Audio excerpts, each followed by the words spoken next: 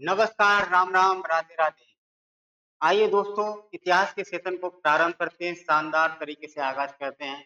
पिछली क्लास में हम लोगों ने मौर्य शासन व्यवस्था यानी कि अशोक के शिलालेखों के बारे में हम लोगों ने जाना कि कौन सा शिलालेख कहाँ से मिला, इसको कब पढ़ा गया, किसके द्वारा खोजा गया, कौन सा शिलालेख कहाँ पर था, कौन सा शिलालेख कहाँ पर स्थापित किया गया बाद में। तो इन सभी के बारे में हम लोगों ने चर्चा की। इसी के साथ में आज हम लोग चर्चा करने वाले एक नए अध्याय की तरफ हम लोग चलेंगे। वो नया अध्याय कौन होगा? मौर्योत्तर काल यानी कि मौर्य के बाद में जो शासन सत्ता किसके हाथ में हुई, ब्राह्मण साम्राज्य के बारे में बात करेंगे कि ब्राह्मण साम्राज्य किस तरीके से पनपा, उन्होंने अपना शासन प्रशासन किस तरीके से चलाया। इन सभी के बारे में हम लोग आज डिस्कस करेंगे। आज बने रहिए हमारे चैनल के साथ में, लाइक कमेंट और शेयर करते रहिए सभी लोग।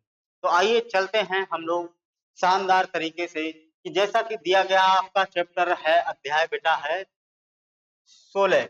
16वें अध्याय में आप लोगों को ब्राह्मण साम्राज्य के बारे में दिया गया है। ब्राह्मण साम्राज्य के बारे में दिया गया है यानी मौर्योत्तर काल। मौर्योत्तर काल में यानी कि मौर्य काल के बाद में किन किन राजाओं ने शासन किया, किस तरीके से कौन सा वंश हावी रहा। तो दो तरीके के मौर्योत्तर काल में, एक तो विदेशी राज्य, एक तो विदेशी राज्य और एक देशी ब्राह्मण राज्य। एक तो देशी ब्राह्मण राज्य, देखो विदेशी राज्यों की बात करेंगे तो उत्तर पश्चिम सीमा प्रांत और मध्य भारत की बात होगी।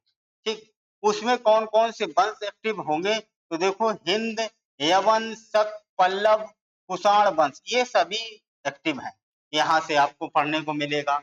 उसके बाद देशी ब्राह्मण यानी कि इसका मुख्यतः पाटलिपुत्र और महाराष्ट्र वाला क्षेत्र देखने को मिलेगा।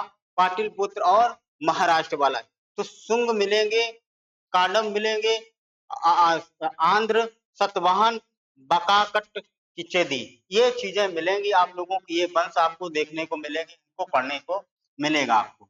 ठीक है, तो देशी राज्य और विदेशी राज्य और देशी ब्राह्मण। आइए आगे चलते हैं, परिचय हम लोग जानेंगे। परिचय क्या दिया गया है कि मौर्य साम्राज्य के पतन के बाद में बेटा पाटलिपुत्र और महाराष्ट्र के पास विकसित राज्य जो थे वो कौन कौन से थे, कौन कौन से वंश हुए? तो देखो शुंग वंश, उसके बाद है काडव वंश, काडव, उसके बाद है सतवाहन वंश, उसके बाद है बकाटक वंश, बकाटक वंश।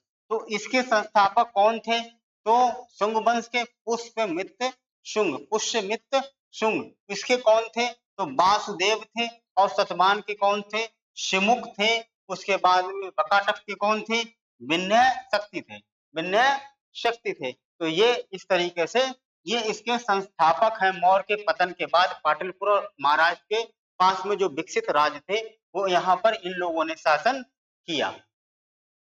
इसी के साथ साथ में हम लोग शुंग वंश जो पहला था यानी कि गुप्त मौर्योत्तर काल के बाद, मौर्योत्तर काल में यानी कि मौर्य वंश के बाद में जो शासन जिसने किया वो शुंग वंश था। ठीक, तो शुंग वंश था। शुंग वंश मूलतः उज्जैन की ब्राह्मण जाति थी, उज्जैन की ब्राह्मण जाति थी। इसमें कौन कौन से शासक हुए? पुष्यमित्र थे, अग्निमित्र थे, वसुमित्र थे, भागभद्र थे, देवभूति थे, देवभूति थे। तो इस तरीके से चलेगा, पुष्यमित्र, अग्निमित्र, वसुमित्र, भागभद्र और देवभूति, ये शुंग वंश के शासक थे। आगे चलते हैं, पुष्यमित्र शुंग, इसके बारे में हम लोग जानते हैं बढ़िया। तो देखिएगा कि मौर्य वंश के अंतिम शासक बृहद्रथ की हत्या की, यानी बृहद्रथ का ये कौन था? तो बृहद्रथ का ध्यान रखना सेनापति था। बृहद्रथ का कौन था? तो बृहद्रथ का बेटा सेनापति था, सेनापति था। बृहद्रथ की हत्या करके मगध में शुंग वंश की स्थापना की, शुंग वंश की स्थापना की। करने वाला कौन था? तो पुष्यमित्र शुंग था। शुंग वंश की स्थापना करने वाला कौन था? पुष्यमित्र शुंग थी। उसने बृहद्रथ की हत्या यानी मौर्य वंश का जो अंतिम शासक था बृहद्रथ, उसकी हत्या कर दी। और ये पुष्यमित्र सेनापति था किसका? ये बृहद्रथ का सेनापति था। और इसने राजधानी कहाँ बनाई? तो विदिशा। विदिशा इसने क्या बनाई? अपनी राजधानी। मुख्य कार्यों की हम लोग बात करेंगे। 2 बार अश्वमेध यज्ञ, और जो अश्वमेध यज्ञ कराया उसका पुरोहित कौन था? तो पंतजलि था। पतंजलि जिसे कहते हैं, ठीक है, पतंजलि। तो पंतजलि थे। हिंद यूनानी शासक मिंडार्क मिंडार्क को हराया। हिंद यूनानी शासक मिंडार्क को हराया। सतना में भरभूत स्तूप का निर्माण करवाया। उसके बाद वैदिक धर्म और संस्कृत का पुनरुत्थान कराया, यानी वैदिक धर्म को बढ़ावा मिला। उसके बाद संस्कृत भाषा का भी पुनरुत्थान कराया बेटा। उसके बाद में सांची स्तूप की वेदिका रेलिंग का पुनर्निर्माण कार्य करवाया, और लकड़ी के स्थान पर पत्थर लगवा दिए। तो ये भी क्वेश्चन बन सकता है, लकड़ी के स्थान पर जो वेदिका बनी थी, सांची का स्तूप, बाहर तरफ की रेलिंग बनी थी, वो पहले किसकी थी? लकड़ी की थी। तो इसके बाद पुष्यमित्र सिंह ने इसे किसका बनवा दिया? तो पत्थर का किसका बनवाया? तो पत्थर का बनवाया। याद, आगे चल। अन्य शुंग शासक, देखो